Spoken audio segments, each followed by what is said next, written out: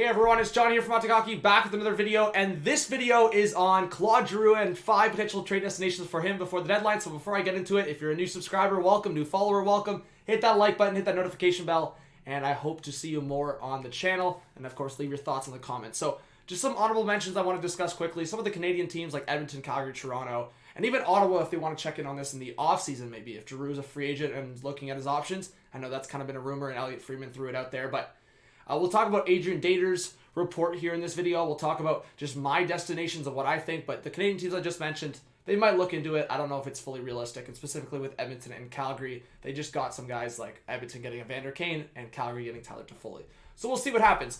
But I do want to get into the 5 main updated potential trade destinations for Claude Giroux, starting with the Nashville Predators. So I'm looking at the Predators right now, and they're a team that's playing really well. They've played above expectations, and they are a team that I think could be very sneaky for Claude Giroux. I've kind of talked about that the last couple months.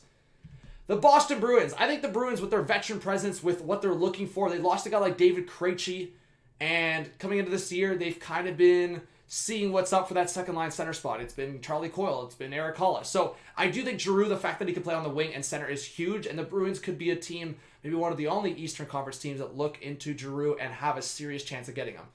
Looking at the St. Louis Blues, so Adrian Dater came out with a report of saying that Giroux would love to go to Colorado or Minnesota or St. Louis. So that's where I go to: St. Louis being number 3, Minnesota being number 2, and Colorado being number 1. So I'm somewhat trusting the report, but as you guys saw probably in the last video on TikTok, I did talk about specifically Minnesota and Colorado being my 2 favorites to land Claude Giroux. So you guys give me your thoughts, but I'm looking at this team right here, and I'm going, the Avalanche should go all in to get Claude Giroux. And if they get Claude Giroux, I'm not saying it's GG's, but they have a really good shot at going on a run and maybe winning a cup. So give me your thoughts on these top destinations for Claude Giroux.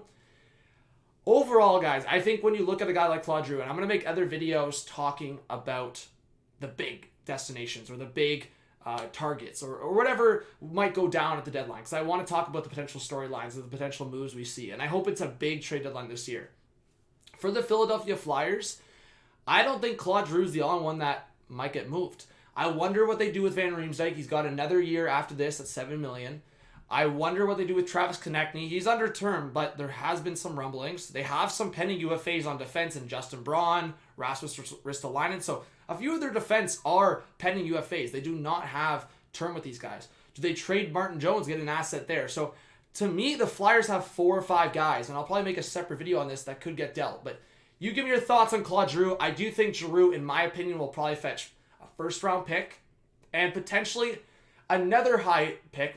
I don't think it would be that much, but a first, second prospect roster player if the Flyers retain.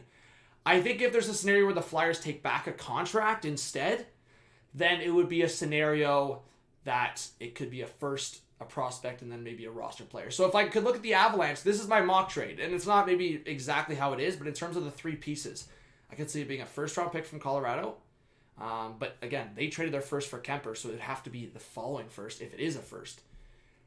If not, then maybe a second-round pick, Tyson Jost, and then maybe a prospect or 2 to get Giroux. And again, if there's retention, that works for Colorado. If not, Colorado's going to have to send another contract back the other way to make it work. They do have a little bit of flexibility there, but it would have to be one or the other in terms of retention or in terms of a contract back. So give me your thoughts overall. Thank you so much for watching. I hope you hit that subscribe button, hit that like button, hit that notification bell, as I said. And we'll talk more about some upcoming trades and some big targets before the deadline. So thank you so much for watching. Look out for the next video or stream. This is John from Anaheim Ducks. Have a good one. Peace out.